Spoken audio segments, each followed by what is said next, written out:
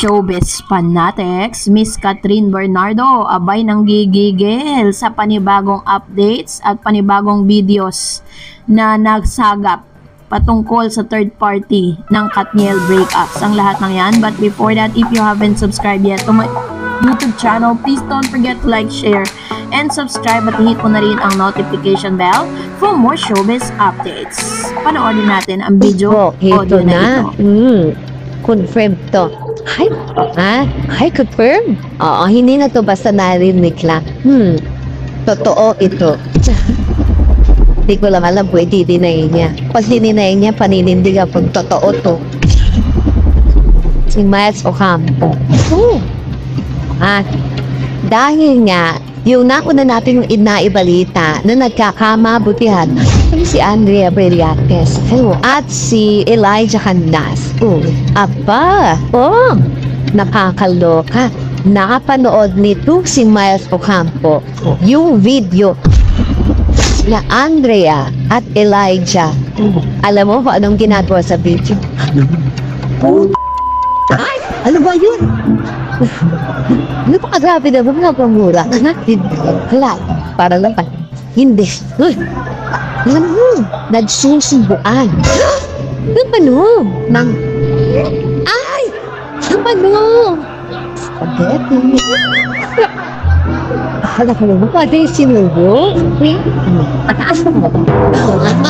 Tanong natin sa sex mo. Oo, yun daw ha. Talaga, nakita yun ni Miles. Nagsusubuan sila ng spaghetti.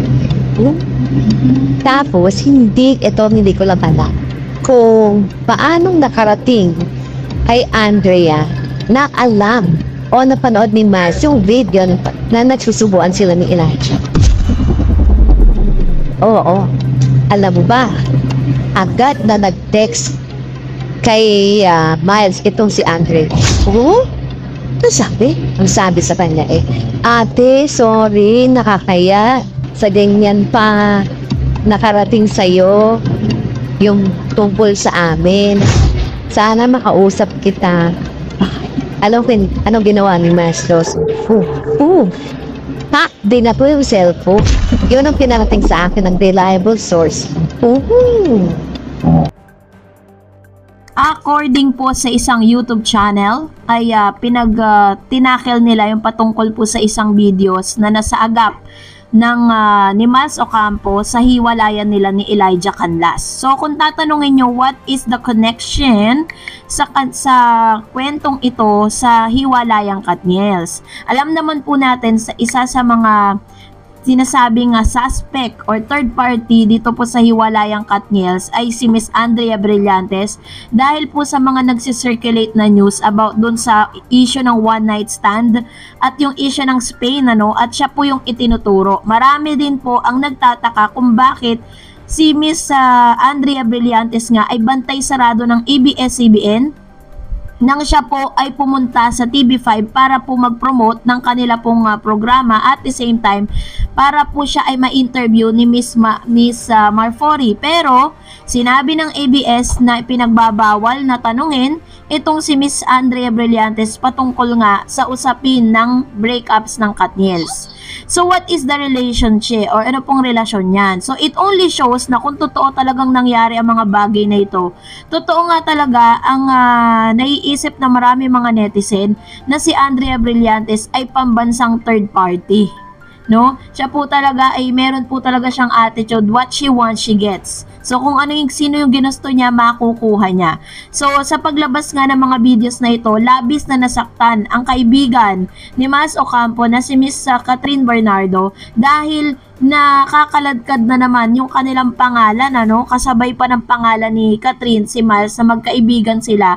Kaya nga po 'di ba sa bagong pelikula nga ni Miss Catherine noon, sabay silang nag-walk dun po sa red carpet.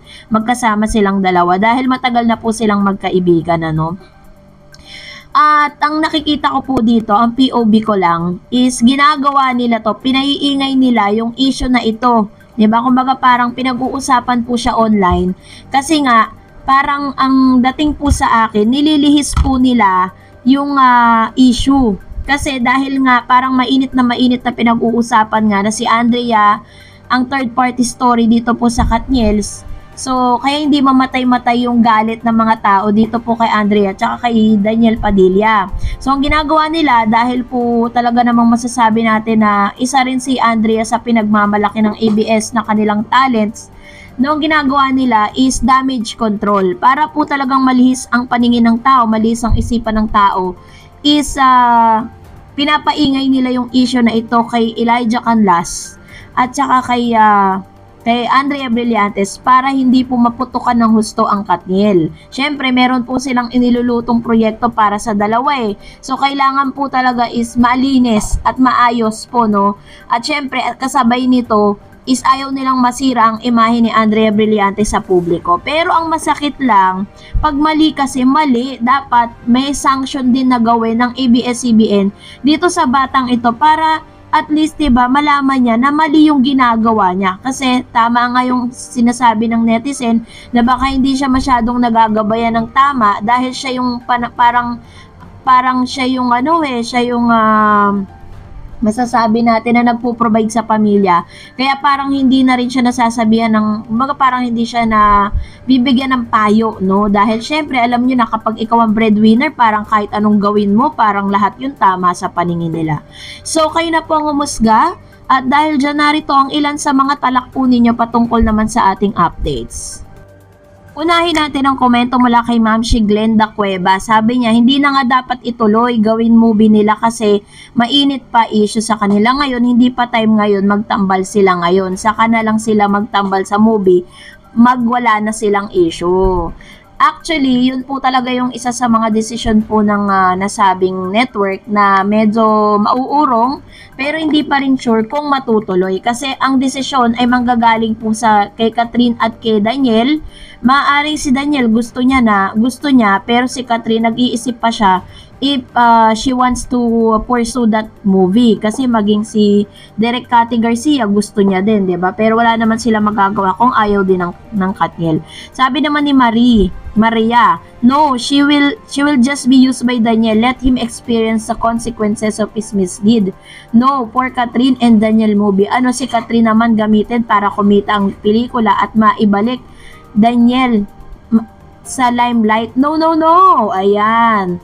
Kung ako lang tatanungin, wag na rin talaga. Kasi parang patunayan nila sa isa't isa na hindi lang sila nagsasama dahil patok sila sa masa, dahil patok sila sa lahat ng tao. Patunayan nila that even they don't have projects together, mamahalin pa rin sila ng tao. Sabi ni Julia Magbanwa, naku po, pag natuloy yung movie ng Katniel, baka langawin yan kasi galit ang mga fans kay Daniel. Sobrang pangit na ang pakiramdam ng mga tao kay Daniel at baka yan pa ang dahilan ng paglubog ng karir ni Kat. Ayan. So ito naman po ang isa sa mga real talk, no, ni Miss Julia Magbanwa, which is very very true, Totoo naman po yan na better yet wag muna.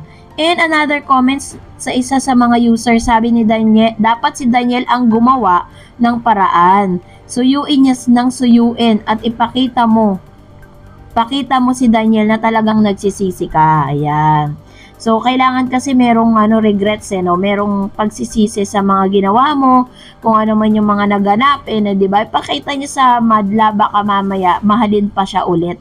Sabi naman po ni Elena Ariola, baka kasi nagawa mo to dahil ang bait-bait naman ni Kat, kaya mo pang pagtaksilan, sayang ang pinagsamahan ninyong dalawa. Alam mo naman na kaya ni Kat magtrabaho kahit wala ka, Daniel. Marami ang may gusto kay Kat na makatrabaho. Ayun, totoo naman, 13 na mga magagaling na aktor ang nag-aantay at talaga namang nagbigay na ng kanilang mga saloobin at parang interest na makasama si Catherine sa isang movie. Siyempre nga naman, kailangan nila makisakay dun po sa kasikatan ni Miss Catherine Bernardo, diba? Kahit naman sino. And of course, another comments, Miss Evan Balasca. I suggest wag na. Kung faithful ka sa isang tao, this start by heart. Tama lang din yung decision ni Kat na stop na lang. Once iloko ka ng partner mo, uulit-ulitin pa rin yan. Tama ang friends na lang. Even may anak na sila, if destined, something will happen in the near future. Ito naman po ang kanyang komento, which is very true, no? tanging tadhana na lang talaga makapagsasabi kung magkakaroon pa ba ng second chance or another chance yung kanilang love team at kanilang samahan. Kung magkabalikan man sila as a love team, not as a lovers, no? So, antayin na lang natin. Well, kung nagustuhan mo ang video na ito, huwag mo kalimutang mag-like, mag-share, at mag-subscribe, at i-follow mo na rin ang aking Facebook page, DarEdsTV. And also, I have my TikTok account, which is DarEdsTV. Pwede nyo rin po akong i-follow doon. Thank you for watching, guys. God bless everyone!